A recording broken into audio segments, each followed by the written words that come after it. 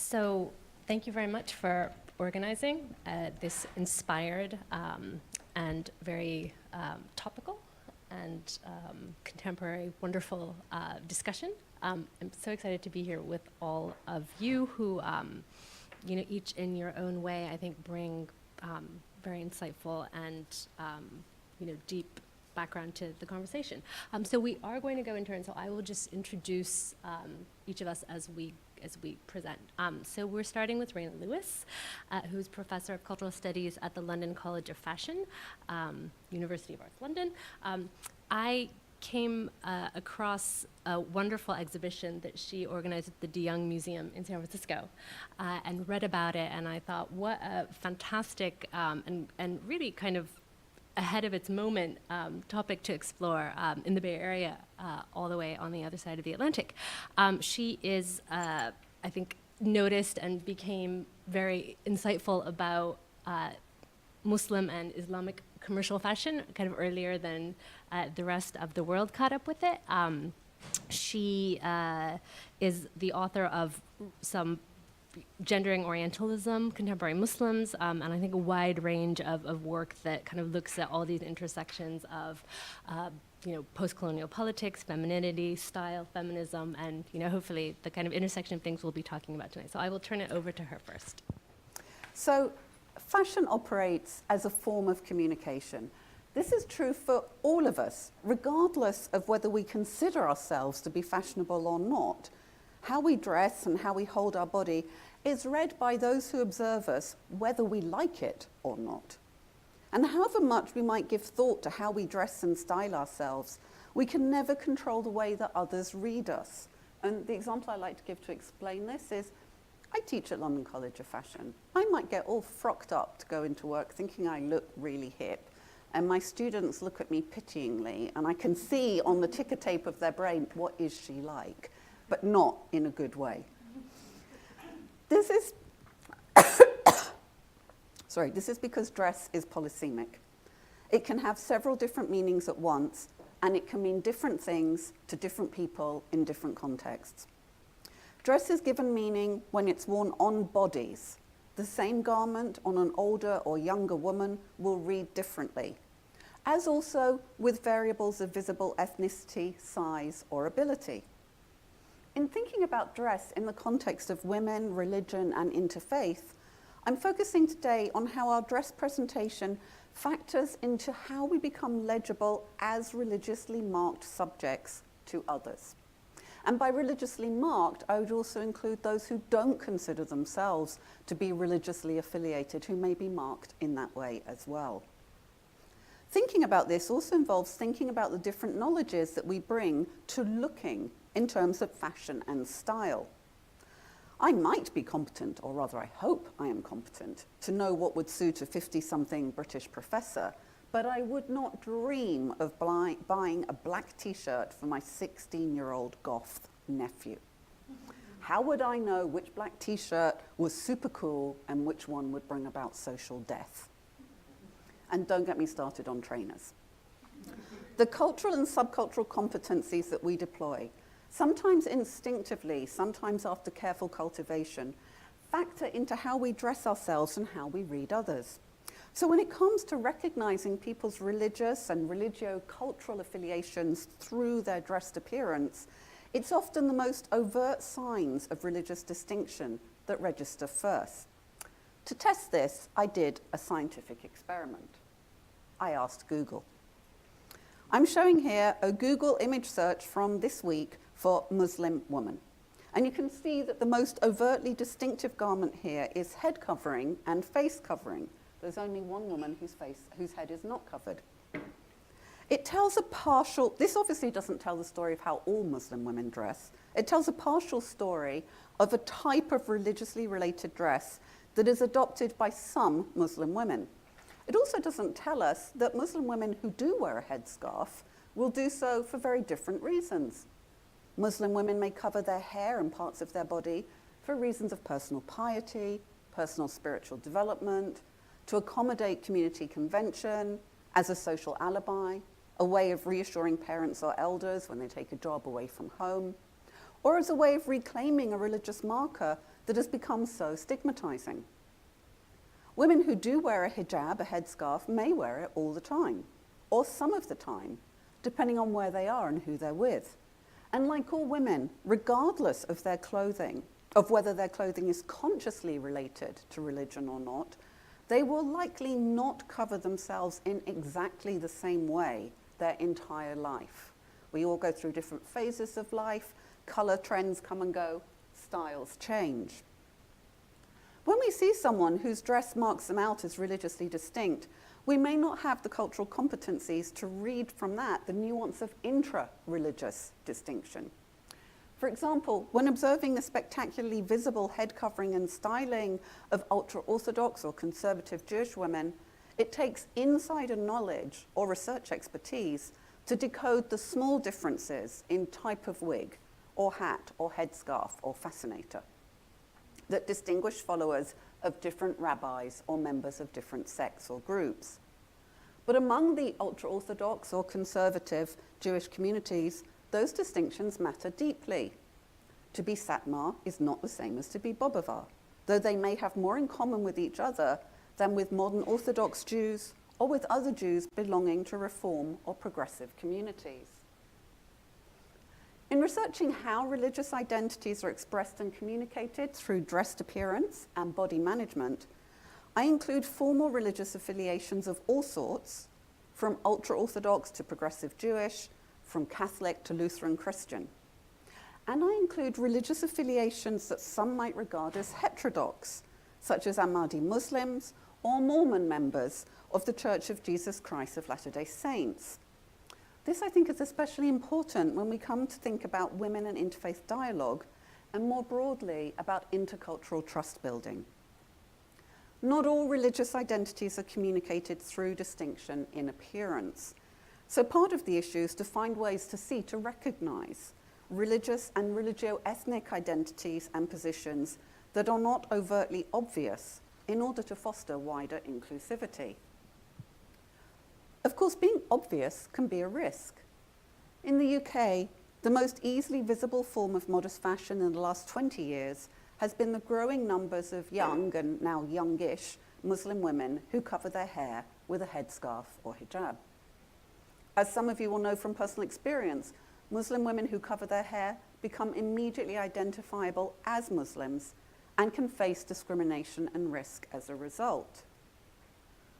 So too do women who cover their hair for other reasons. Sikh women and men who wear turbans may face anti-Muslim prejudice or attack, which is another example of how the way that we think we're communicating something isn't necessarily legible to everyone who sees us.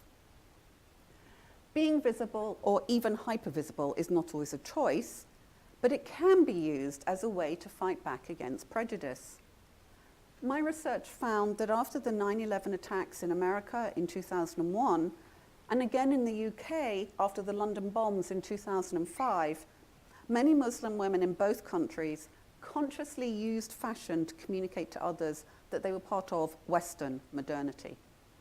Styling a headscarf with on-trend clothes in seasonal colours was a way to challenge a prevailing discourse of civilizational clash that regarded Muslims as oppositional to contemporary society, seeing them as a threat even, rather than regarding them as equally at risk from terrorist attack. At a time when some community leaders were advising women to leave off their headscarf if they felt in danger, women came to deploy fashion in which they were already participating as language on their bodies in the assertive expression of religious disposition. Like their non-Muslim peers, this generation, broadly now the under 45s, grew up with consumer culture, with world music, world food, world fashion. They expect to use the commodities and services of globalized consumer culture to cultivate and articulate all components of their self, including their religious and spiritual values. Now, this is sometimes a significant attitudinal shift from a parental or grandparental generation who may have considered the market and consumption as inimical to religion and piety.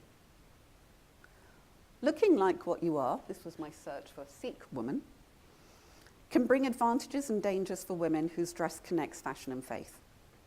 If Muslim women who wear a headscarf in Western Muslim minority contexts are likely to be rendered hyper-visible to out-group observers, being recognizable to co-religionists can bring welcome recognition and solidarity. This is true for Muslim women who more often receive a greeting of Assalamu alaikum once their hair is covered, as also for Jewish women who cover their hair with a wig or a hat once they get married, and for Sikh women who are wearing a turban or other identificatory markers like the kara, the bracelet.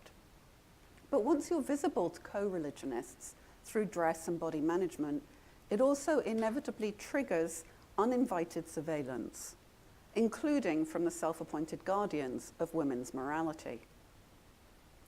How women use fashion in the expression of religion and community can play a role in building interfaith and faith-secular dialogue.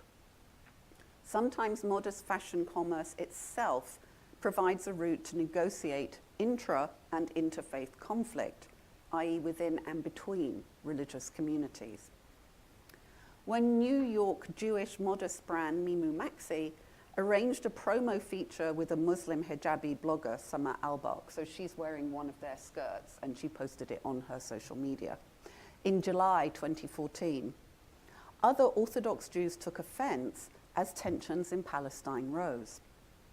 But the designers, Mimi Hecht and Mushki Notik, stood by their connection to the hijabi, and they used their Facebook page to speak out against their co-religionist critics, maintaining that the promotion of modesty was a mitzvah, a Jewish value. They emphasized that discussions with their spiritual mentors and with each other had helped them realize, quote, that on a soul level, this is the best time, because this kind of collaboration and awareness is a huge component in fighting ignorance and hatred towards Jews. Summer Albak herself, with prior experience of interfaith initiatives, also held firm, maintaining, quote, that I wouldn't blame or tie my friends in the Jewish community to the tragedies in Israel or Palestine. I interviewed Hecht and Notek 2 years later, and they had continued to seek out cross-faith interaction, using their website strapline to advocate that, and this is a quote from their website, clothing can be a neutral territory that builds bridges and invites powerful connections. By sharing our traditions and spiritual style, we invite a revolution of women, whether Jewish, Muslim, or Christian, or no specific faith at all, to focus on the values we share. Regarding fashion as a conduit for change, they utilize the marketing logic of fashion social media to foster interfaith connectivity. Muslim women in 2016, for example, were invited to submit Eid selfies wearing their Mimu Maxi garments, which were then posted on the brand's Instagram page. This effectively incorporates their social media followers into interfaith relationships, so that commenting on a special Ramadan outfit becomes as normal a part of Jewish daily digital life as liking Mushki's Shabbat dinner recipe or a client's selfie at a bar mitzvah. But back to the media storm in 2014. When you look at this, and this was them being on HuffPost Live, I think it's obvious who Summer Albak is, as, well, first of all, her name is up, but she's the only woman on screen wearing a headscarf. Can you tell me which are the two Orthodox Jewish women and which is not? Anyone? The yellow one, the one in the yellow dress is what? Not. Okay, how do you know that? The neckline is lower. The hair is real. Anyone else thinking that? She's showing her knees. Okay. So Mimi and Noshki are wearing a wig or a shaitel in keeping with their Lubavitch community convention. But do we all have the cultural competency to spot a wig at 20 paces? Some do. If you wear one or you grow up with this community, then you can. It's a bit like having a gaydar for spotting people who are LGBTQ. It's often accurate, but not always. Some Orthodox women wear wigs that are deliberately detectable. The point is that it shouldn't look like real hair. And others wear wigs that look at casual glance, or to the non-expert, as if it could be their own hair. And some women, like Mimi and Noshki, but perhaps not on screen here, they sometimes show about 2 fingers' widths of their own hair falling around the face. And they told me that, quote, whilst it's not uncommon, and some people do this, others in their community, they said, would consider that it's not the best way to do it. These micro distinctions, these tiny differences, are not always legible to the external viewer. And if they are, they may be misunderstood or judged. Ask any Muslim woman who wears a headscarf and shows a little bit of hair, or who wears a turban wrap that shows her neck, and they'll tell you that judgment just rains down on them, or questions. British Muslim fashion influencer Dina Torkia, who rose to fame for her YouTube hijab tutorials, has faced down a storm of criticism for showing hair, as here on the left. Learning to understand these variations as an authentic part of religious expression is essential if people with a full range of religious experiences are to be regarded as legitimate dialogue partners. Rather than allowing the most conservative or most orthodox practices to be definitional, I suggest that the variations we see in religiously related fashion, including women who do not and have never covered or dressed in religiously overt ways, this can help open doors for wider inclusion. I find helpful approaches from the sociology of religion that emphasize the contradictoriness and syncretism of daily religion. As Meredith Maguire explains, and I'm quoting, each person's religious practices and the stories they use to make sense of their lives are continuously adapting, expanding, or receding, and ever-changing, and she says, may rarely be coherent. Well, that sounds like an excellent description of fashion to me. If we are to get beyond essentializing stereotypes and combat prejudice, we have to find ways to understand that how we present ourselves in the world and how we experience others is going to be marked by contradiction and change. Now, this can make for challenging and also creative conversations. In the face of near constant attempts to legislate women's religious dress choices, the defense of women's right to choose how to present their bodies has itself become a focus of intercultural and interfaith activity. Women from diverse religious, spiritual, and secular backgrounds work together to protect dress rights, sometimes finding themselves protecting practices that they personally consider unnecessary or unhelpful. In this light, women's interfaith and intercultural activism shows courage in handling challenges between and within communities. Status within the cross-cultural modest fashion community depends on spiritual and political integrity, as well as on style smarts.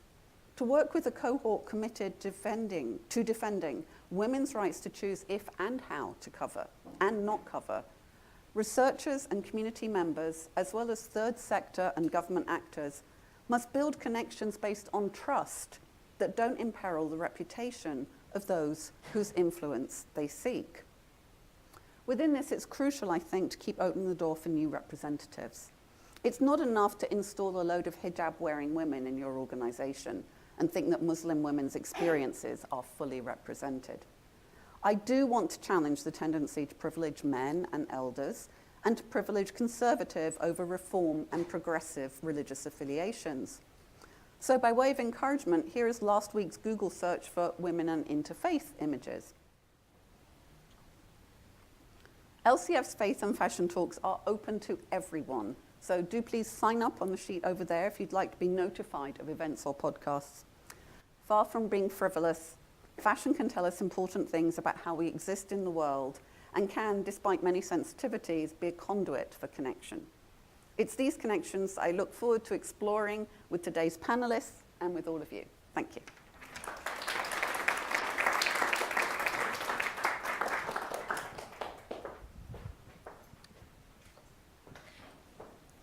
Thank you very much, Reina. We are now moving to Kristin Aune, who is a sociologist who is now at Coventry University. She works on youth and theology, is the author of books that deal with the challenges of feminism and in a secular era, and I hope that we will be hearing about the challenges, exactly those things. Good evening. It's wonderful to be here. I've known about the Woolf Institute for quite a few years now, and this is the first chance I've had to visit it. So thank you so much, Leah, for the invitation. So embodiment, of course, is part of how people live out their religious or spiritual lives. And as sociologists of religion, we can look at it by looking sort of directly at dress, so what are they doing with their dress? Or we can look at how people live their religious lives, and then where does dress and embodiment figure? So I'm going to do that today, that way round, and focus particularly on feminists, so how feminists live religio spirituality.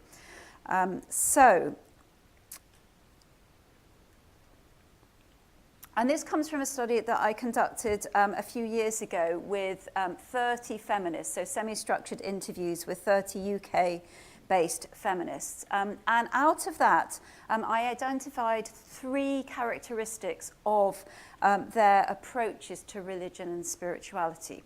So they are that they are de-churched, they are relational, and they emphasize practice. And these features, I argue, calls for a new approach to feminist relationship with religion and spirituality. So I propose that we see feminist spirituality as lived religion in its various forms.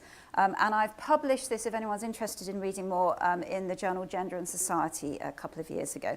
So embodiment, dress, jewellery, etc. are part of that. So as I'm talking, if you look out for where they figure in the examples from the women. So, scholars often connect the term religion with institutions. They see spirituality as more individualistic, fitting better with late modernity. I think that is unhelpful, that dichotomy, analytically, and it doesn't reflect how people practice their religion and spirituality.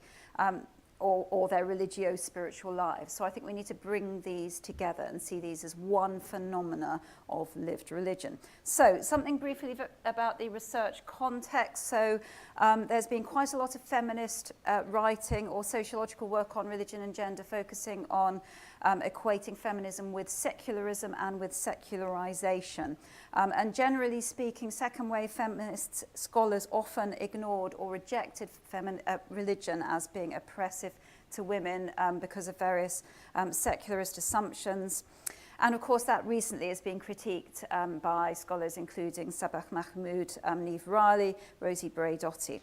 And these secularist assumptions also shaped the formation of secularization theory, which says that modernity brings about the demise of religion, first for men and then for women who, from the 60s, threw off the traditional forms of religious femininity. Another theme in the literature that's quite common equates feminism with New Age or holistic spirituality. And that's the form of religion that there's been quite a lot of feminist writing about. So from Carol Christ's 1978 conference address, Why Women Need the Goddess. Has anyone read that classic essay? It's a really good one to read. If you haven't, I recommend it. Feminist spirituality spread through a range of pagan, Wiccan, goddess-focused spirituality. So there's quite a lot of work on that. And then there is a little bit of work on religiously based feminisms, where we see that feminists can use religious resources to challenge inequalities within their own religions.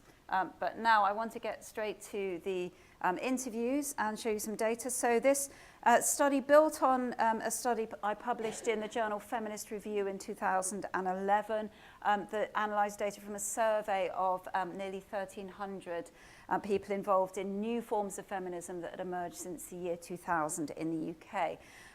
So then subsequently I did semi-structured interviews with 30 participants who were drawn from that sample, and these sort of aim to represent the patterns within the survey data. Discuss various themes, such as the ones on the slide, with them, in an attempt to say, well, how do we understand their approaches to religion and spirituality. What do these things have in common? So the first characteristic that I identified of feminist religio spirituality is that it is de-churched. Now, that's a bit of a weird term, and it's accurate, I think, actually, much more accurate than words like deinstitutionalized or de-Christianized. So in childhood, 2/3 of the interview participants were involved in some way with church. So it might be that they're, as in the example of my interview, Gabriella, her family were Italian Catholic, so it was very much in the foreground of her childhood. And I won't read the quotes out, but you can see them there. But then she decided to dispense with religion. She didn't think that she believed it anymore. Or for some, it was part of the backdrop. So they went to a religious school. So Karen's mother worked at a Catholic school. Her family wasn't really religious, but there was a sense in which Christianity was part of this childhood through religious education. But by adulthood, all of them had dissociated themselves from the church, and actually none attended anymore regularly. Christianity remained in the self-descriptions of only 3 of the interviewees. Spiritual practices were important, but they did not require ties with the church. So for some, it was because they no longer believed. They'd lost their faith. But a lot of them associated church with school. So leaving school, they didn't look for a church because church had simply been part of their schooling and it wasn't anything else for them. Some of them looked back on their childhood Christianity as a positive thing, others as a negative thing. So one interviewee, Tamara, was raised by humanist ex-Christian parents. She had turned to church as a child to explore her spiritual feelings. Her parents opposed her church-going, interestingly. She persevered, but then she came to feel that her pagan views were incompatible with Christianity.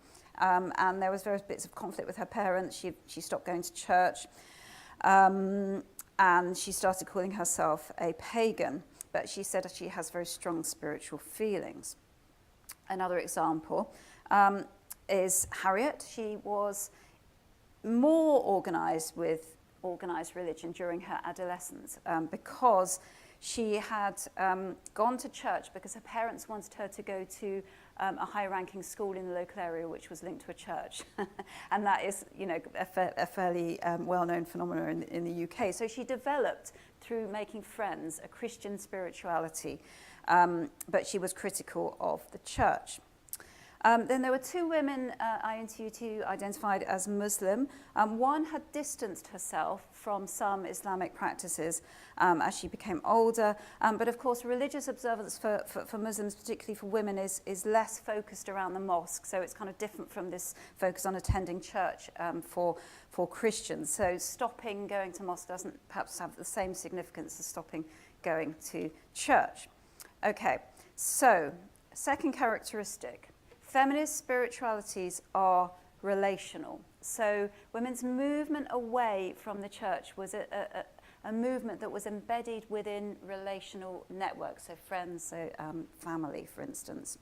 Childhood socialization into religion is incredibly powerful. However much people say they choose their religion, actually mostly they don't choose their religion, as I'm sure everyone here is aware. And of course, religiosity is strengthened or weakened in relational networks, so friends, family, intimate partners. To give you an interesting example of that, so a participant called Deborah was an Anglican as a child. At university, her Anglicanism was challenged, and it was sparked by a conversation about religious jewelry. So this is when some examples of embodiment start to come in. So she says, I was in my first year at university. I used to wear a crucifix on a chain. It was a piece of jewelry. A friend of mine went on this big rant about organized religion and how it was really bad. And I was just like, well, it's just a cross on a chain. I just wear it because it's pretty. And he was like, I'm not sure about that. And that was one of the first times I started thinking, okay. and being more open to other ways of thinking. So it's interesting that, you know, this whole thing was sparked by this piece of jewellery and this reaction to this piece of jewellery. And she became more sceptical. In this context, sexual partners were really important, conversation partners, and this seemed to be particularly so for the LGBTQ participants, who were about half of the sample, and actually that was representative of the whole sample of feminists, which is very interesting. Third characteristic I want to mention is that these spiritualities emphasize practice. So it's about what you do with your body, about postures, about dress, diet, jewelry, etc. So to give you an example from Aisha, so she was Muslim, the daughter of Pakistani parents, so a Muslim mother and a communist father. She said she had a strong faith in God. She still does as an adult, but she engages in Islamic practices less since her second marriage to a Catholic man. She says that her adult children are more religiously observant than she is, but her daily life accords with many Islamic behavioural codes, so she neither drinks alcohol nor eats non-halal food. She dresses, as she said, conservatively. She wears a locket inscribed with an Arabic prayer. She celebrates Ramadan with her friends and family. And when asked if she attends mosque, she said this: so I wouldn't go regularly, I don't get my prayer mat out, but I don't know if it's a habit. There are certain prayers you say quietly all the time. So he talks about praying before she goes to sleep. And the idea of religion as habit is really interesting as well. Part of somebody's habitus, these deep-rooted dispositions governing actions. And this is something that her response raises. And as Sabah Mahmood argues, the role of habitus needs to be examined when looking at women's religiosity. Another example comes from Beth. So Beth was raised Roman Catholic. She had a strong childhood faith. She wanted to be a nun. She developed socialist views as a teenager and rejected the church's stance on abortion, which was the beginning of her slight distancing of herself from traditional Catholicism. She went at university to a Christian group, but she felt that their views about women were too traditional and sort of anti-women. And so she became distant from the church, but she still identifies as Catholic. She attends confession occasionally. She does the rosary. Christian art and music move her. She sings hymns whilst doing the housework. She talked about a poem, some of you may have read it, by Kaylin Hort, called God Says Yes to Me. Has anyone come across that poem? It's worth looking up. It's a very sort of positive view of God celebrating femininity. And she talks about valuing rituals and the symbols and the crosses. One other example came from a Buddhist Anglican, Melanie. So she was in her, I think she was in her mid-50s, and she fused Anglicanism with Buddhism. She'd had a strong childhood connection to Christianity. She was christened. She came out at university as a lesbian and then abandoned Christianity as patriarchal. She later became interested in Judaism, and her Jewish friends encouraged her to return to church, interestingly. Her female partner's father was Buddhist, so she started becoming interested in Zen Buddhist meditation. And she also attended church regularly, so she has this interesting combination of Buddhism and Christianity. She likes the vicar at church, but she's disappointed because she feels that they don't practice religion properly. So she says that, the quote's at the top, my vicar's clear about it doesn't matter whether you go to church or not. For me, it's about the everyday, how we treat each moment of every day, how we treat each other. I like that word practice because that's all you do. You're practicing. Practice, practice, practice. I'm not a Buddhist or a Christian. I'm practicing. Very interesting. There are also 3 pagan or alternative spirituality practitioners who emphasize ritual and daily practice, so making a sacred space at home, an altar or garden, wearing special jewelry. So Anya's owl necklace represented the goddess Athena. Sandy wore a goddess ring, celebrating pagan festivals. Sonia had rejected Christianity for paganism in her teens. She practiced paganism as an earth-based spirituality with magic and witchcraft, and she practiced spell work, as you can see from the quotation on the slide. So this focus on action, not belief, or not just belief, is really, really important for these feminists. So, what does this mean then, theoretically? What would I argue that it means? Well, I think the existing feminist literature, perhaps this does speak to in some ways, so it does show a movement away from institutional religion. So you could say this demonstrates feminist secularization. You could also say it demonstrates the rise of holistic spiritualities amongst feminists. But I don't think that's the whole story, because I think there's a really complicated sort of weaving of history, tradition, current practice, rituals, relationships in what women, in feminists particularly, are doing with religion and spirituality. So I would call these lived religion. And I was interested, Reina, that you mentioned Meredith Maguire's analysis of everyday lived religion, because this is some of the work that I would draw on as well. And this body of work by people like Hall, like Maguire, like Mary Jo Nice, who talk about how lived religion is about the everyday. It's a term for distinguishing the everyday actual experiences of religious people from the prescribed religion of institutionally defined beliefs and practices. And the practice of religion is really, really important for these theorists. And these practices take place across multiple settings, including dress and embodiment. It's not just about, do you go to a religious institution, do you read a sacred text, for example, but it's about daily practice and it's about dress as well. So, to conclude, for the feminists that I interviewed, religion and spirituality are complex.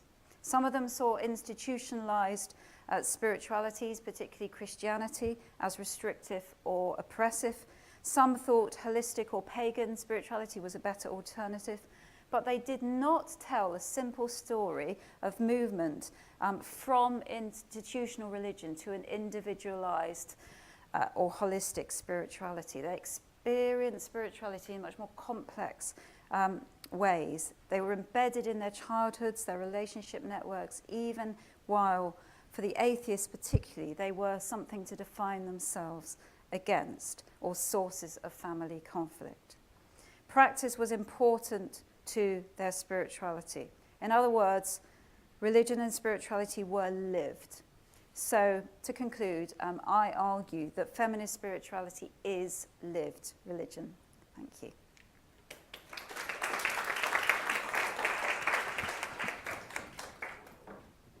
Thank you so much, Kristin. Now we have Leah Tarragon-Zeller, who is a research fellow at the Woolf Institute, who is the inspiration behind the whole conversation and how I think elegantly it's been put together. She does research at the university, publishes widely, serves as Jewish chaplain here, and will be speaking to you. So thank you both so much. I'm so excited to hear you speak, and I'm just so happy that we brought us together for a conversation, because there's so much to learn from each other. So I want to take us away from the UK, and actually away from women, and speak a little about teenagers in Israel. And I say teenagers because there's something about the research on gender and religion that has tended to focus on women. And for a really good reason. It's really hard to get access to teenagers for many ethical reasons. But regardless of those, and I won't bore you with the ethics of this, I'm a social anthropologist, and one of my first research projects was about modesty in a Beis Yaakov seminary in Israel. Beis Yaakov is the flagship education for the ultra-Orthodox community all over the world and also in Israel. And what I want to share with you today is some of the tensions that ultra-Orthodox teenagers, particularly female teenagers, had in terms of modesty and beauty. So I wanted to start just by a little bit of, instead of a big literature review, I just brought some pictures. So these are a few books that were very, very, very central in giving a more nuanced account to the way religious women make decisions about their bodies and about the way they get dressed. So Beyond the Veil by Fatima Mernissi, I assume some people will be familiar with.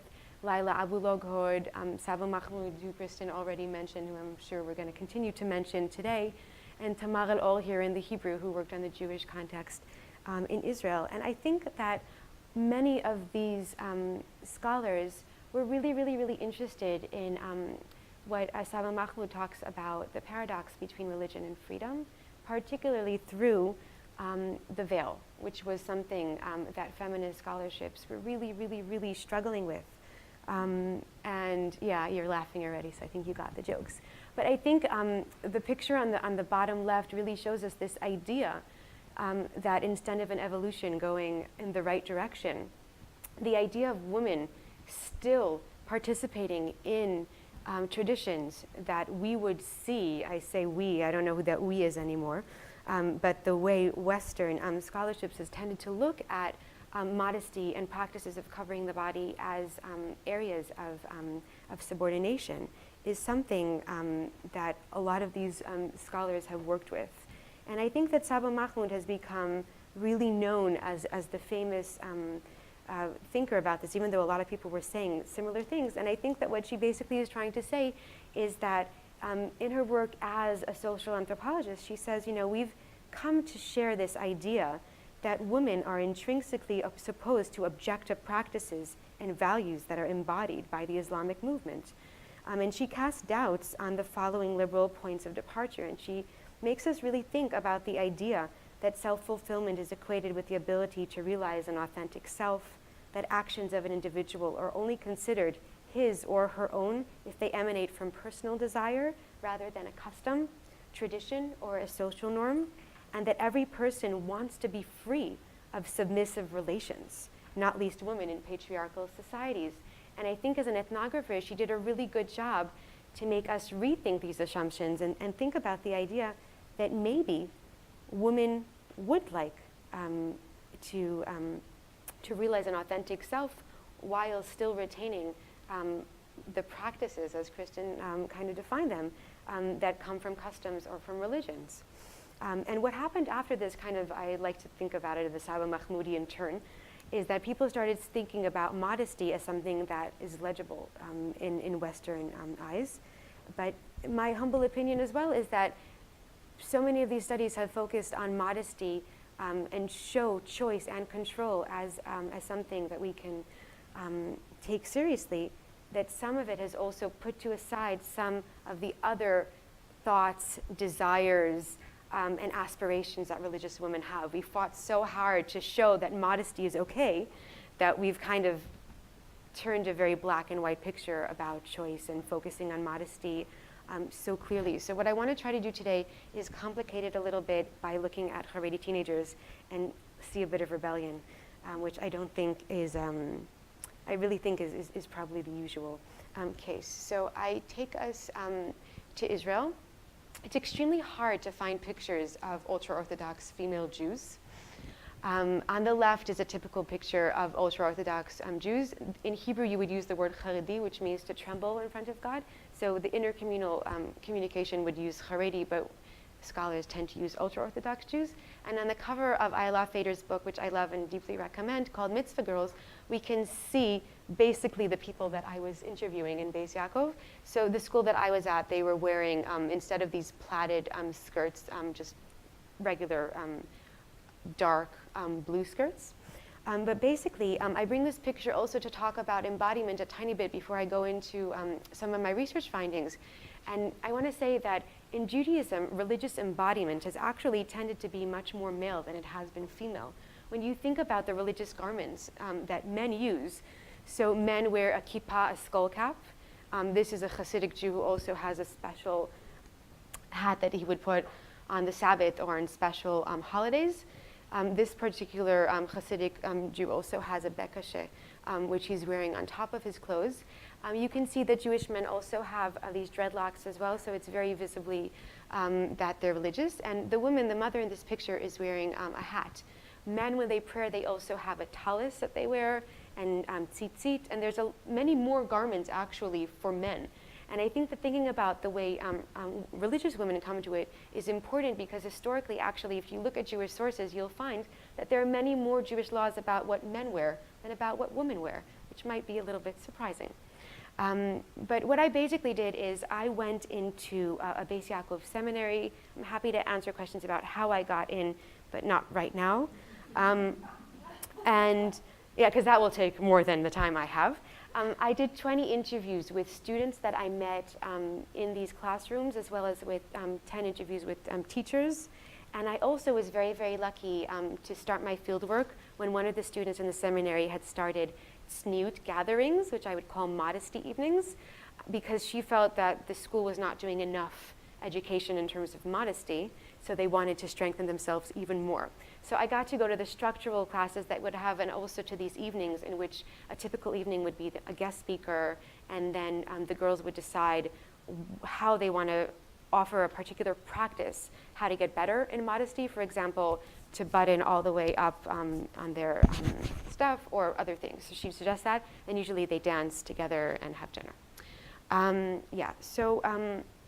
I also did a lot of textual analysis, but I won't bore you with that tonight. So what I want to try to say is that my findings, which I will try to share with you today, show different and conflicting social and cultural forces that influence Haredi girls' ideologies, thoughts, and emotions and practices. On the one hand, the girls aspire to ideals of feminine piety, rooted in canonical texts as they interpret them. But on the other hand, they show a deep desire to fulfill current secular ideals of beauty, materialism, and consumption. In addition, the girls criticize authority while creating their spiritual ideal, and therefore dismiss traditional ideas of modesty in order to prevent the male gaze. So I've coined this modesty for heaven's sake, and this is what Rifki said to me, a Haredi teenager that I spoke to. She said, you know, we're told a lot that if a girl walks a certain way and a man sees her, he could get punished for failing. So do you want to take that on your conscience? But you know what? That disturbs me. I mean, come on. In addition to the things I need to be careful for myself, I need to be responsible for him as well. Now, I say this because this type of a discourse is very, very critical of the dominant discourse within the ultra-Orthodox community, in which the reason women need to walk around so modestly is because if a man sees them, he could get punished for failing. Now, failing could mean looking at a different part of the body that they're not supposed to look at, having a sinful thought, etc.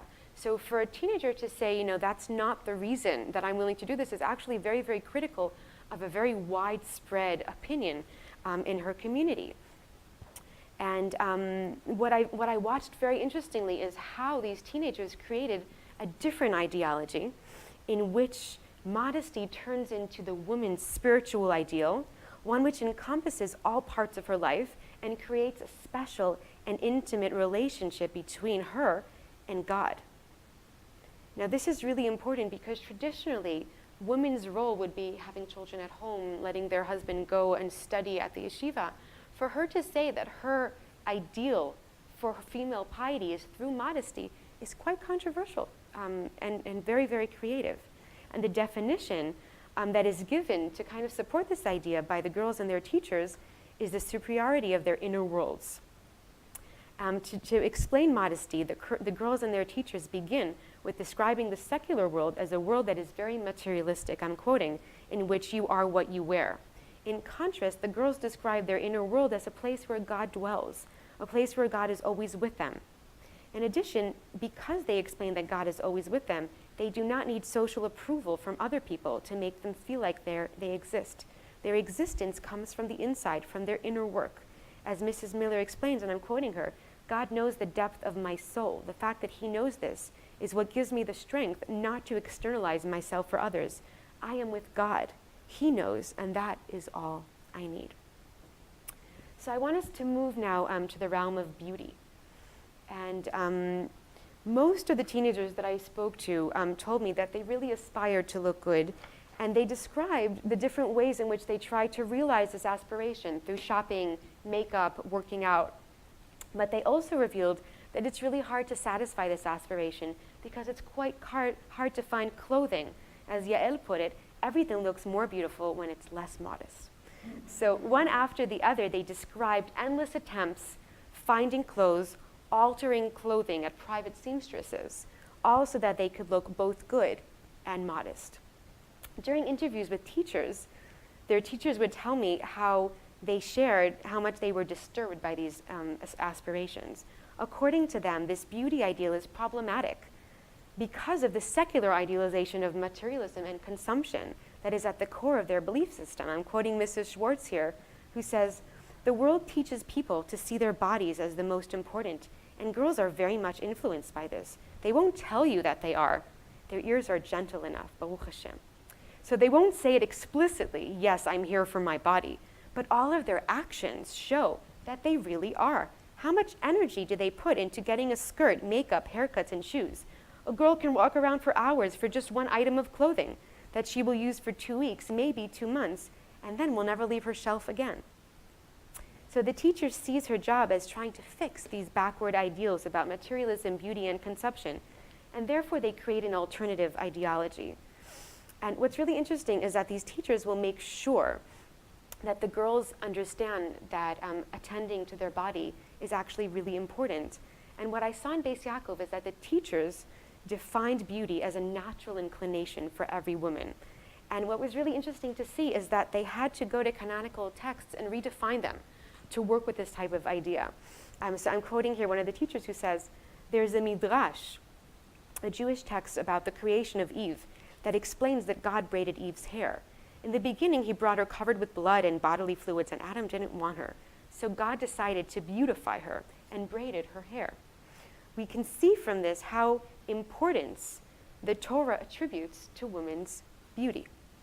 And what was really interesting to me as well is that the teachers would tell me that they understood that beauty is so important to their students that they would go shopping and think, what are the students going to think if they see me wearing X, Y, Z? So it wasn't only an ideology that they could promote in the classroom, they had to change their own attire to live up to these beauty ideals that they were creating.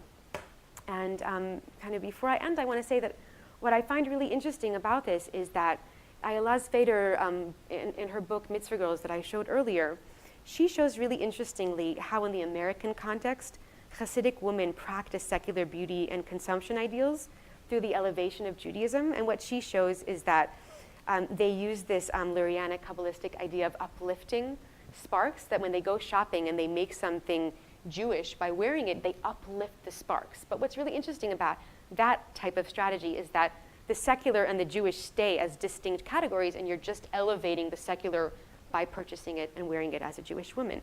But in my case, it was much more different, because what I'd like to emphasize here is that they accept the materialistic practices. They take the secular ideal of consumption and of materialism in itself and make it Jewish, which is a very, very different strategy. And one of the things that I found really interesting as well is that part of the redefinition of beauty is that they would direct different practices to different spheres. And this is what Mrs. Cohen says to a classroom of women, and she says, I guess they weren't women at the time, but today they are. So she says, "Are cobwebs pretty?" And everybody in the classroom gets very unsettled. And she says, "Why not? Because you're thinking about cobwebs in the corner of your living room. It really is gross. But let's say they were out in the nature between the rocks, and I'm walking with my children, and I want to show them how much intelligence there is in nature, how much intelligence God has given to such a small creature, how wonderful it is, how much beauty there is in a cobweb. Because beauty is when it is in its natural place. So when you go outside with loud clothing, with makeup, with perfume and you attract eyes that are not yours, it's like having a cobweb in your living room. It's only because it's in the wrong place. The Torah asks you to look nice, to use makeup and other things, but in the place that it is destined for. So what these cobwebs, and you can't not think about Mary Douglas and Matter Out of Place when you hear this, but what she's really trying to do is to direct different types of desires in different places. And I think it's such a genius thing. And what I've understood and when I've analyzed these materials is that what they do is that beauty is supposed to be really, really important, but only inside the home. For the eyes of their husbands, and I went to all these different bridal classes, and when they say, when a husband comes home, you have to beautify yourselves. It doesn't make a difference what you did all day long. Make sure that you're beautiful when your husband comes home. But to the eyes of the world, beauty should not be the factor. The term that they use is respectability. For the eyes of the world, you must always look respectable. You need to put a lot of effort into being respectful, but respectable. But beauty is only to the eyes of your husband and at home. And beauty outside is like a cobweb. So just to finish up here, what I'm trying to show here with these different things is to try to problematize a little bit this idea that religious women in modesty live beautifully without other forms of tension. And what we can see is that the girls that I was speaking to have many different types of desires. They would like to be beautiful. They'd also like to be modest. And they really live in tension with these different things. And I think that their teachers understand it and pretty creatively look back at canonical sources to try to create an ideology that can work and live in different directions. And it's by directing them to the correct spheres and the correct times that they can actualize all these different desires that they have amongst themselves. And what I'm really trying to show here is how Haredi women criticize the traditional roles that are given to them through rereading and reinterpreting the text. And I just have to end with these photos for a very, very important reason, because it's very hard to find images. The image for the men is The New Black. It's a new TV series in Israel. Please Google it if you have not seen it yet. I bring this because I've only spoken about women today, but of course, men have a different set of things that they need to live up to. And this on the side is, again, two women wearing wigs that may not be obvious to everyone. But this fashion is something that is very, very, very obvious when you look at the ultra-Orthodox community. It's not always what you'll find online. But in their lives, so what I'm trying to show is that fashion is important to them, modesty is important to them, beauty is important to them, but they learn how to direct these desires in different places, because all of those desires exist in them just like they exist in any other person, I think, in this room. Thank you. Thank you so much, Leah. That was really fascinating, and I was especially taken by the metaphor of the cobweb, because I thought Islam had exhausted all the metaphors, pearl and a shell, and unfortunately, in more contemporary times, lollipop without a wrapper, and it's always it's always I can add a few more metaphors. Exciting to encounter a new modesty metaphor. So I'm only going to kind of contribute briefly, because I'd like us to have enough time to have a discussion amongst ourselves, and then later broaden it out, because I'm sure you'll have questions, and I'm sure we're interested to hear your thoughts as well. I will contribute just a little bit from my personal experience as a reporter and a writer dealing with women in Islam, and kind of growing up with the political legacy as an Iranian, in which women's dress was so contested and had to signify so many other things beyond personal spiritual journeys, meditations about modesty, and really, I think all of us are all of you are reflecting on how this question of dress and piety is very much a kind of reflects an interior space, and a kind of constant engagement with an outer space, and whether it's a feminist movement or a community that an individual feels incredibly committed and entrenched within and loyal to.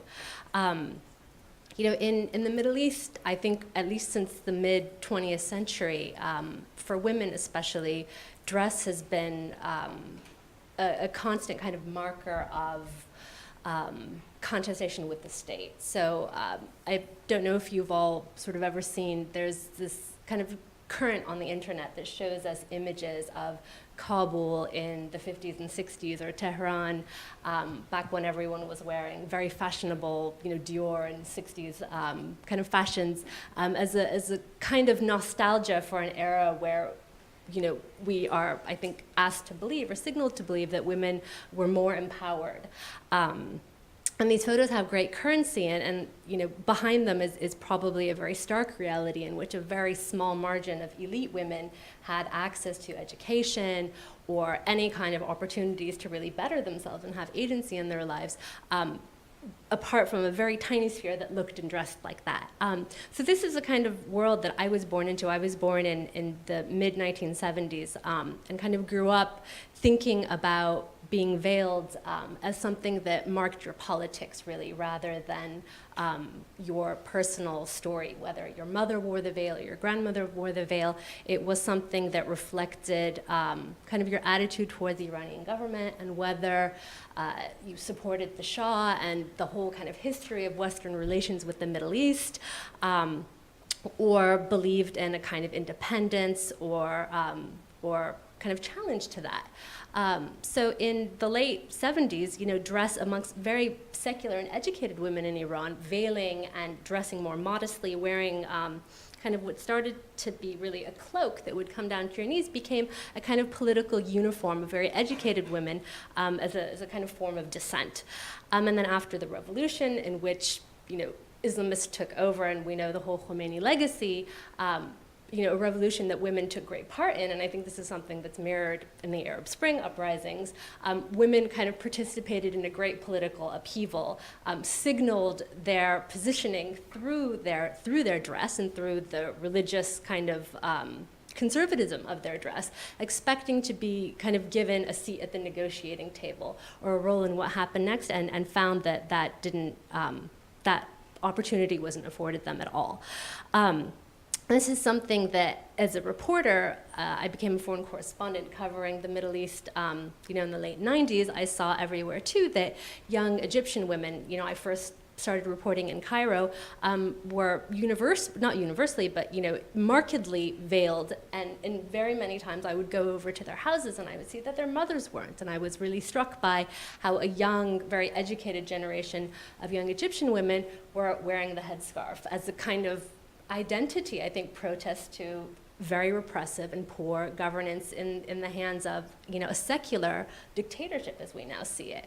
So again, another young generation of women choosing to signal something very different with their dress and with the choice to veil, or even to be extremely modest. In Tunisia after the Arab Spring, I worked there over the last few years, kind of looking at what happened to women in a lot of these post-Arab Spring countries. Women had started wearing the niqab, which is, of course, the face veil, as part of a very radical movement that felt like the 2011 uprising hadn't been radical enough, that there were a lot of demands still for women, that the kind of entrenched police brutality and repressiveness hadn't been challenged enough.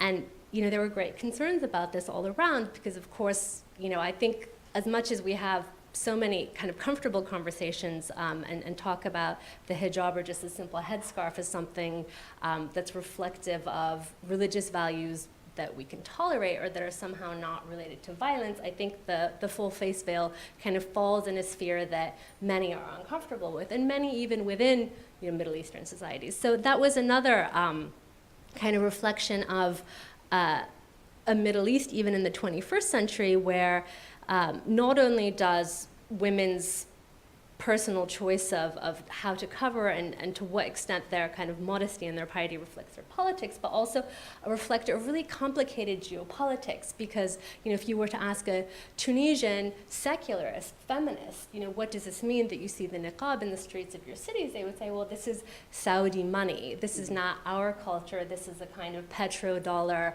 kind of tradition that's being exported by a Wahhabi state that brings with it some very disturbing attitudes about pluralism, about tolerance of Sufis and different sects of Muslims, and is something that comes in a way artificially grafted. So again, political dynamics, rivalries in a region that are intimately connected with Western policies that somehow trickle down, in the lives of generation after generation of young women in the Middle East who are kind of speaking about other things, about access to education and wanting to be able to be politically active, but very often reflective of doing that in a way that is oppositional to the state. So in Iran, if the state is Islamist and enforces a version of Islamic law, then opposition to it will be immodest. That immodesty will be the voice of rebellion.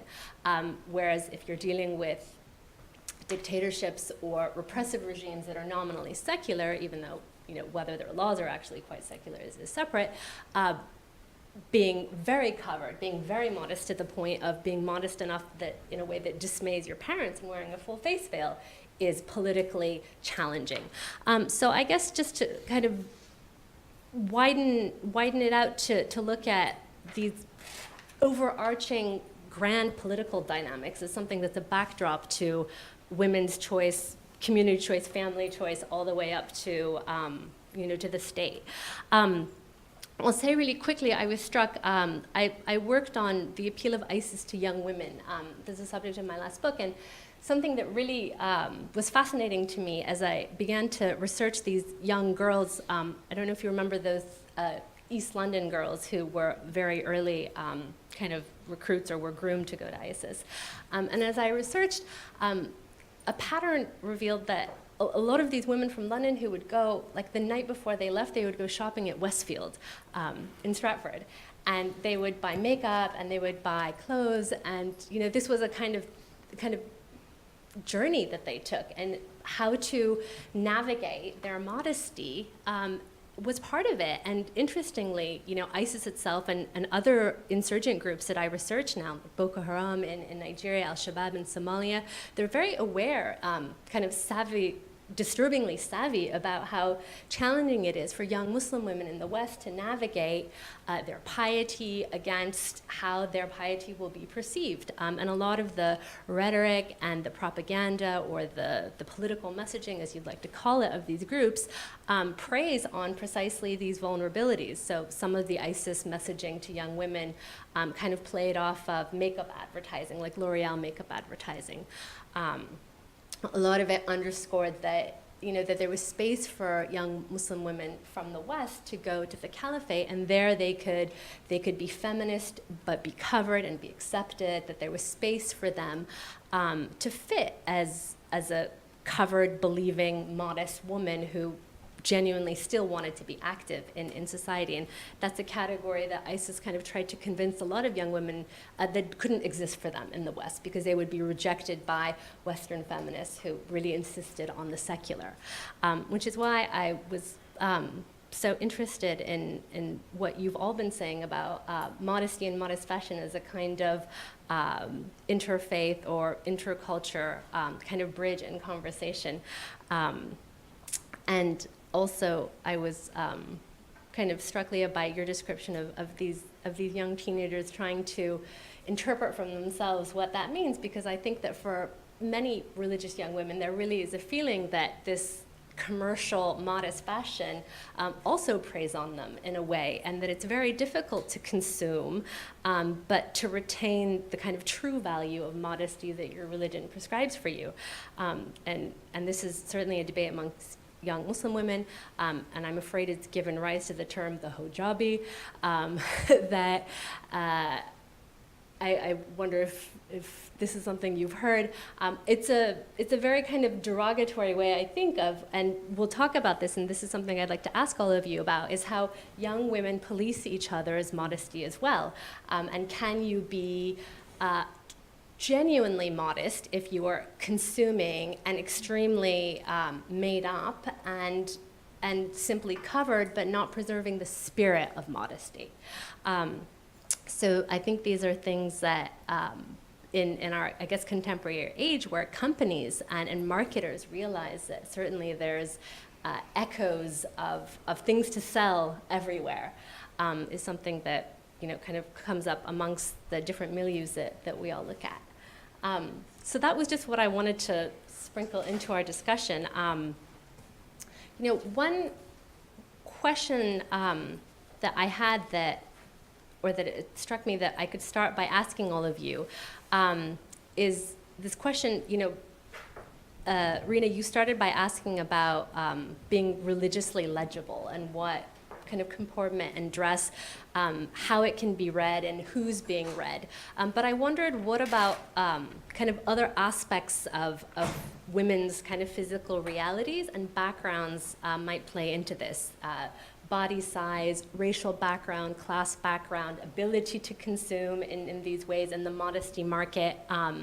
You know, what do these abilities and these other kind of realities of women, you know, how do they impact how women can be read and this aspect of them can be read?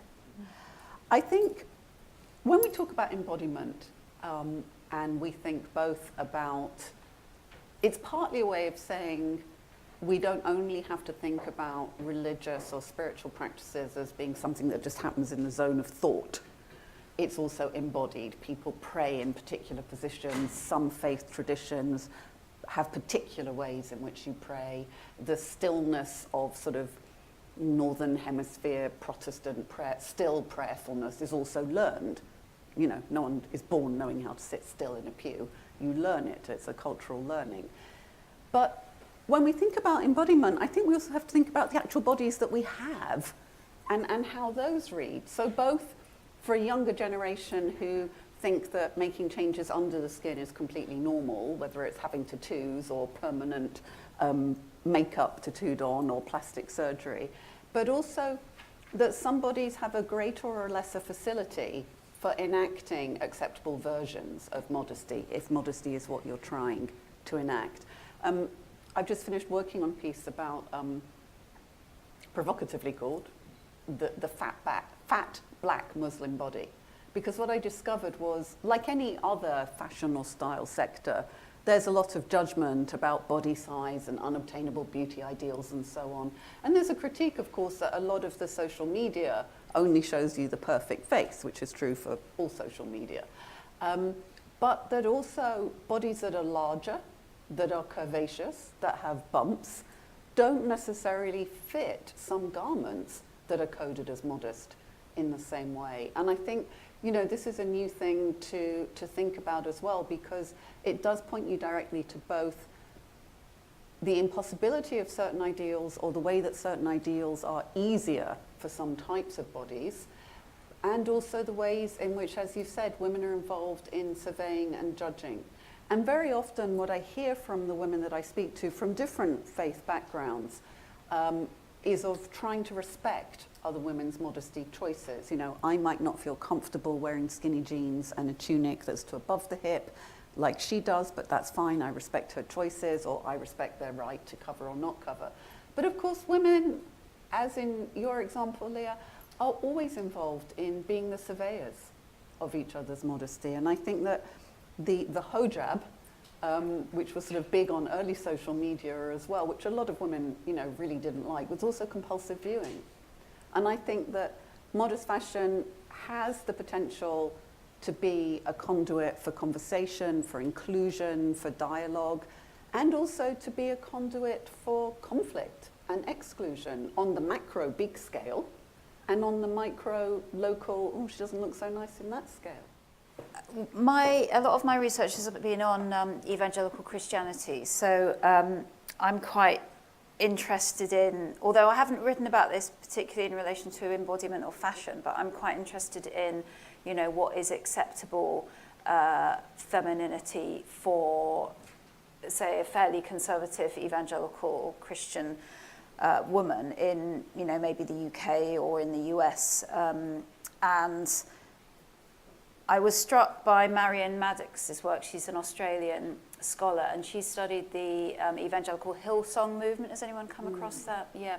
There's a huge church in London. Very, very interesting to go and visit if you want a great participant observation experience. But the form of evangelicalism that this is a kind of like charismatic sort of semi-Pentecostalism where it's like going to a rock concert. So there's this worship band on stage, and there are very beautiful, you know, women and men, but dressed in a very specific, fashionable but covered kind of way. and the women are pretty much all white, and they have a kind of middle class aesthetic, and they inculcate a certain kind of religious emotion amongst their congregation, which involves, getting people to respond emotionally to sort of, to lively songs, getting them to dance, to quiet songs, getting them to sort of become very reflective. So they are very intentionally working to kind of manufacture certain religious emotions through what they're doing at the front, and then through what they're teaching the followers to do. Anyway, it strikes me on this question of, are certain bodies able to do this? For them, it's about mostly being white, it's about being middle class, and it's about being modest, but actually not too modest. Because you also have to look, conventionally attractive. You have to, because they're an evangelical movement and they want people to join them. You have to be able to bring your friend, and your friend would think, oh yes, well I could be like these people, and their life is kind of quite cool as well as being Christian. So it's an interesting sort of balance that they have to achieve, but all within the realms of sort of white middle class evangelicalism. Thank you. So two different thoughts about the body. One is as the economic aspect that we've all touched but not fully touched, is that, as I mentioned, sometimes to get modest clothing you have to go to special seamstresses or to special shops. It's not what you're going to find at the local mall. So besides the fact that there are more religious-oriented malls, to wear the nice stuff, you would have to spend quite a lot of money. So there's definitely an elitistic aspect as well of being able to afford to wear nice stuff, but that it was also modest. It's not as easily accessible.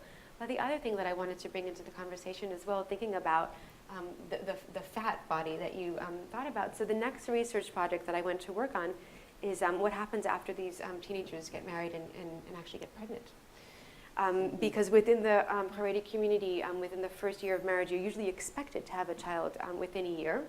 So I very quickly moved from teenagers to women having children.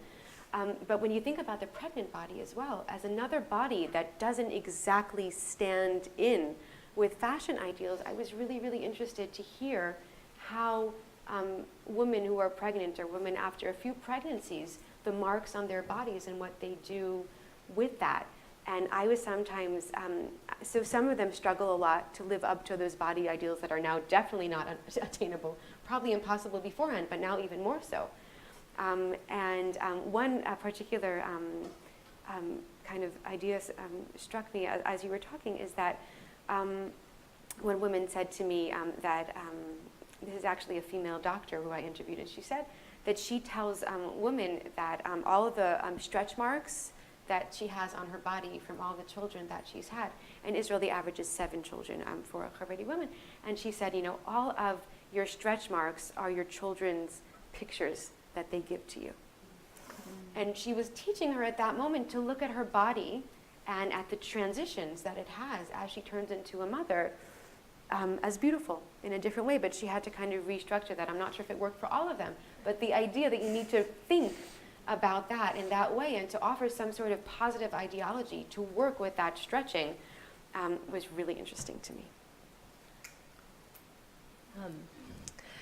It reminds me of this sheikh who's a social media sheikh and imam who's very popular online in his sermons, and one of them is about real modesty and how the point of the hijab and modest dressing is partly part of Islam's message of social justice, and that if you're poor, or that if you are not willowy, or if you just don't fit a traditional beauty ideal, whether it was in the 7th century or today, modesty is meant to cloak all of that. And so in a way, modest fashion that doesn't fit everyone is really kind of more about fashion than about religion. Which I thought was interesting, that there's kind of whole theological arguments about fashion and capitalism that exist, completely on different territory. And there's always been a strong anti-fashion element, I mean, certainly within Muslim fashion and Islamic fashion, and in other cultures as well, which is precisely that you shouldn't be, it should be more socially egalitarian, you shouldn't be buying into consumer culture or Western capitalist consumer culture. Of course, at the moment, modest fashion is on trend, so it's really easy to go shopping. So everybody has to stockpile. It'll go off again. That's imminently possible. I wanted to ask about, and because I think it's, what we've all lived in the last year or two, the Me Too movement, and the women's marches, and this kind of very politically engaged feminism that we've seen emerge as a kind of response to structural predation against women in the workplace, and the rise of populism, authoritarian populism in the West, which is quite hostile to women in its own way, and has kind of elicited movements of different kinds. Do we see this being embodied in fashion? I mean, there's a kind of resurgence of old style. I mean, they call them boyfriend jeans or high-waisted or boots, kind of assertive fashion that may be very 80s, but is that what we're seeing? And these movements that are very feminine, but I think are very much responsive or reflective of women feeling very vulnerable and unsafe, even Western women in the workplace, politically in the moment. How are we seeing that manifest in clothes and fashion? Do you remember Slut Walk? I think around 2012. I mean, that makes me think of that because that was actually, it was this, I think it started in Canada, and it was originally a protest organised again about and I forget the exact incident, but it was some kind of incident where a woman had been told that she needed to dress modestly to make sure that she wouldn't be attacked walking across campus. And feminists got very angry about this, and so they organised this march, and then it became global, and it happened in various places. So I went to the one in London. And the style of dress, it was to do with reclaiming the image of the slut, so the image of the kind of sexually liberated woman, but actually it attracted a huge range of feminists, including quite a lot of Muslim feminists and religious feminists of various kinds who didn't dress in this kind of slutty fashion and wore hoodies or whatever else. But that's a really clear example. Of course, then Me Too kind of came after that, and I think, I wrote a book about the resurgence of feminism in Britain called Reclaiming the F Word. It was out now, 2010, so quite a while ago. But it seems clear to me that feminism, or third wave feminism, as we may say, has expanded the categories of who is included as a feminist. So now includes men, generally now includes trans people, now includes people identifying as non-binary, of course, which is a new development as well. So somehow it seems to broaden the category of who can present themselves as a feminist, and I think that's a good thing. I'd be interested to hear my fellow panelists' view on that. It's a really interesting question because within the Haredi community that I've done a lot of work with, in general, feminism has not been a term that people really use. But I would say that recently, some are starting to feel comfortable with it. And it's really, really, really interesting. And I think that the only reason why you can have Haredi feminism, which is not a term that is used quite often, is because of the expanding notions of feminism. And the idea and the images that we have had of a feminism, when it was one model, then they couldn't fit. They just couldn't fit, and it was so far away that they couldn't bridge the gap. In the progressive and liberal Jewish community, definitely so. In the modern Orthodox, definitely so. But in the Haredi community, they've kept their walls. And feminism has been a terrible word for a really long time. Just this morning, I got an email from somebody telling me that she's putting together some sort of reader for ultra-Orthodox women, and she's taking my paper on modesty and showcasing it there. for feminism. Yay. And I was on the one hand very happy, but I, just happy that they're having a reader for Haredi women on feminism. But I was also kind of interested by what type of work we do as scholars and how that affects the fields in which we study. And studying modest fashion, I'm kind of going to you, Reina, but saying, is also a way for both the Jewish and Muslim women that you've studied to also look at themselves and say, oh yeah, we're cool, we're hip. People write, fashion professors write about us. So I guess we must be cool, right? It's one of the because when I started doing this research, I've been sort of working in this area for 2 decades now. When I started researching on religion and fashion, just putting those 2 words in the same sentence often produced hysteria or disbelief. And now, if you Google modest fashion, you'll get taken straight to the selling pages of high street chains because it's become a fashion term as well. Now, on one hand, I think this is a good thing because I think it's better for people to have choices for what they want. Of course, I don't think shopping will bring about world peace, and I don't think that consumer culture is going to liberate us all, but I do think that especially for people who've grown up as part of a majority culture, which would be a sort of a nominally Christianish, secularish culture here, or a majority Muslim culture if you've grown up in a Muslim majority country, it's very hard to imagine how profoundly alienating it is to find your habit, your community background disregarded by prevailing cultural forms, whether that's the media, the theatre, or shopping and consumer culture, which is a prevailing cultural form. So on one hand, I think it's helpful. On the other hand, yes, you joked earlier about, you won't tell us the long saga of your ethics processes for getting access to those young women. But, I get approached by brands more and more now.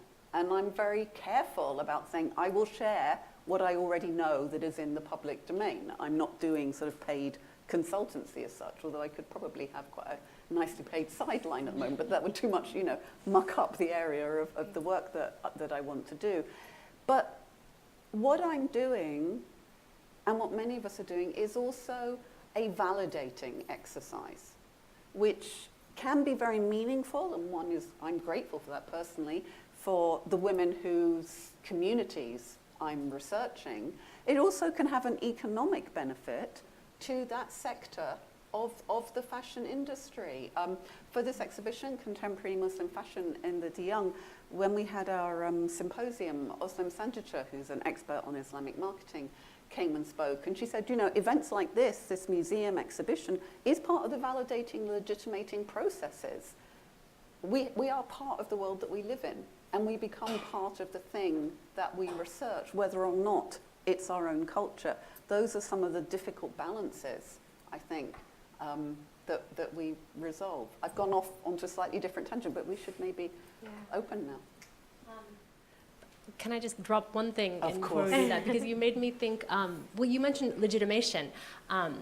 And working in the Middle East, I've been for 20 years worked on the Middle East and have been waiting, would the Middle East ever have its own Vogue?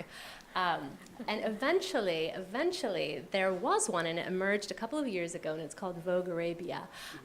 But I think it's important to sort of look at it and its origins as part of the political economy of the Middle East, and do fairly authoritarian regimes use fashion increasingly as soft power because they know how it resonates in the West. So to have a Vogue Arabia, to have fashion shows in the Gulf, on the one hand is quite interesting and important because really it's the Gulf fashion buyer that has propped up couture fashion for the last 20 years. That's just a reality. And I think it must be, very important for those women to see what they spend kind of reflected in their own milieu.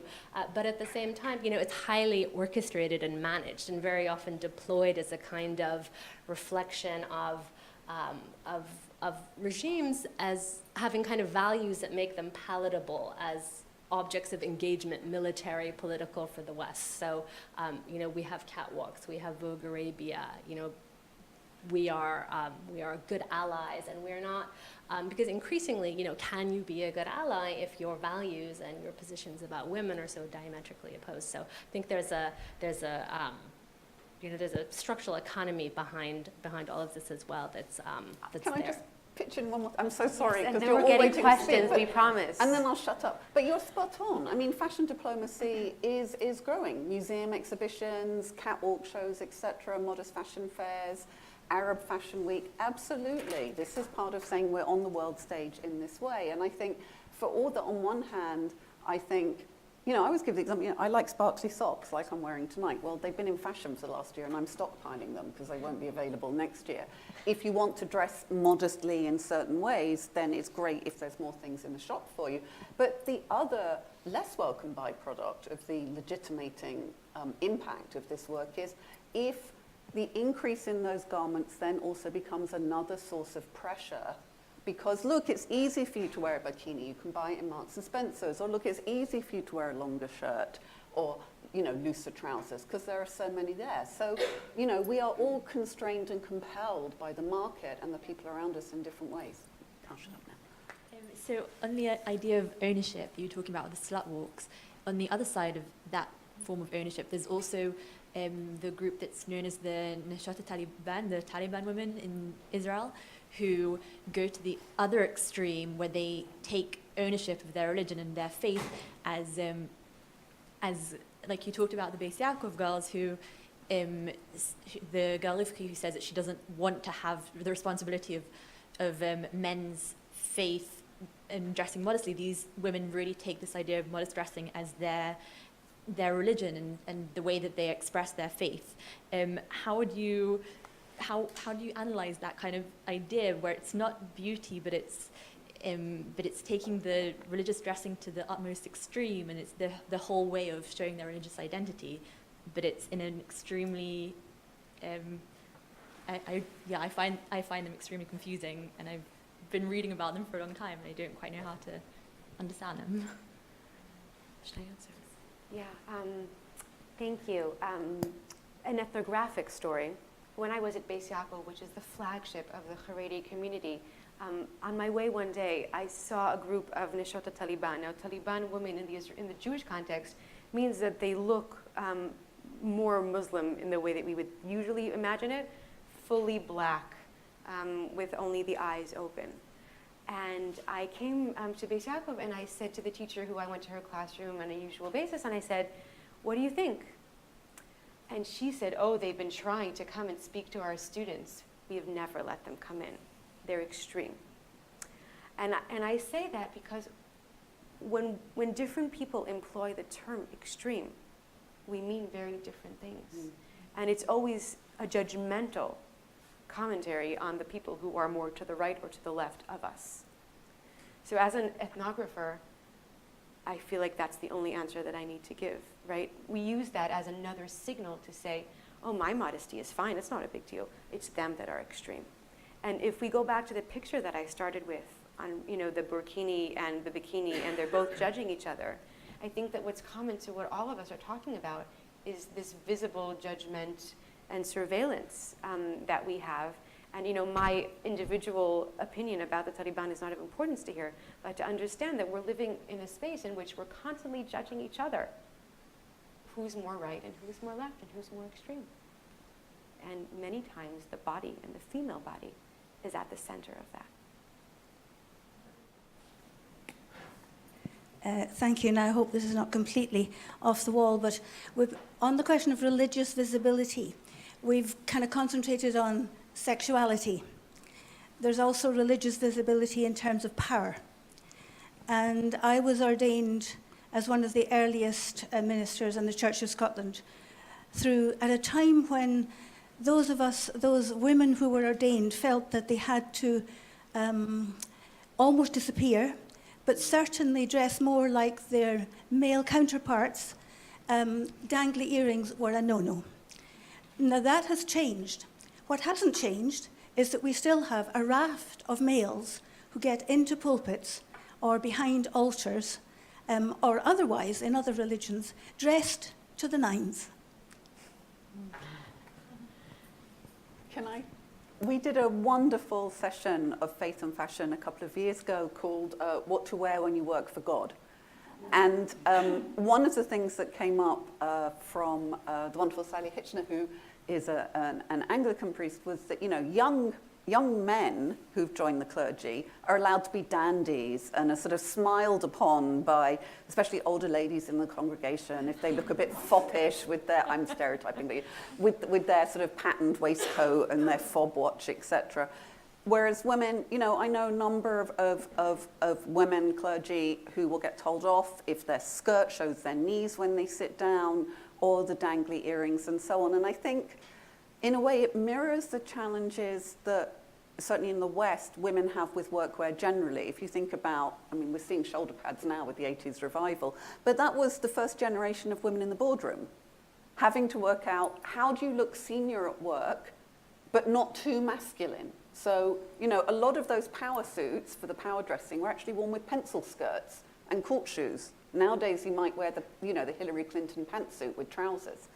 And I think when women enter a profession that's been traditionally male-dominated, there are a number of ways in which their access to that power is constrained and contained, and you're absolutely right. Hi. Oh, gosh, hi. First of all, thank you all. Second, I wanted to ask, so we've kind of talked about how religion has, to different extents, like one set of values, and modern consumerist society has another set of values, and how they kind of come together. But I wanted to ask about sometimes when religion does kind of prioritize the appearance, and my experience is mostly in Judaism, but with the religious emphasis and almost imperative on getting married and like finding someone attracted to you, it does become a religious duty to beautify, and I guess it's not the secular, there's secular influences, but it's not the secular world telling you to do that. It's very much, you need to do this to fulfill God's commandments of having a family, etc. So I wanted to ask about that in different faiths, and that's my question. I've got a parallel story from my PhD, which was on evangelicals negotiating gender, where I was observing a church where there are a lot of young unmarried women who really, really wanted to be married, so they were kind of in their 20s.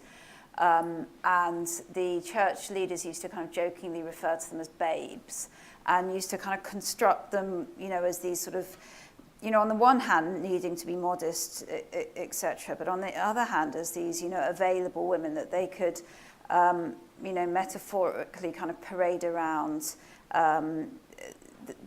the other churches they knew where there might be single young men. So they used to say, what about Anne in our church? Which men do we know that may be interested in her? And she, whilst Anne had to be kind of simultaneously modest and also available and express interest in meeting men, whether or not she might be interested in that anyway. So it's like a tightrope, isn't it? You have to walk, and no wonder that, certainly Christian young women do exhibit a lot of concern about their appearance often, because they've got these ideals that are often very contradictory to uphold, and I'm sure that is the case for women from the whole range of religions. Do you want to? Yeah, I'm happy to continue on that, because I think marriage is really very essential, and I think you're correct 100%. There's a transition, and I think, Reina, when you started speaking about it doesn't always stay the same. We need to look differently at different stages. And when I was doing my ethnography in the classroom, as the year went on, I suddenly noticed that there were some girls who started to wear makeup. Now, speaking about surveillance and guidance, in general in Beis Yaakov, they're not permitted to wear makeup. It's only the older girls, as they approach marriage, that they can start putting on makeup. Now, I say this because it's extremely interesting. The teachers, there would be usually one teacher who would check every morning that everybody's wearing their skirts where they're supposed to be and everything is. But at some point, there is going to be a very silent contract between that teacher and some students that they're starting to put on makeup because they need to, better their appearances, because they're now, I say this carefully, on the market in terms of marriage. And that transition is an embodied signaling that I'm now looking to get married. And it's not something that's done here. It's also done with a lot of phone calls and a lot of matchmaking. But it's also an embodied practice of now I can practice makeup. I think that for women, as for young men, you know, trying to find a partner is a life phase. For some of us, it's a life phase that recurs.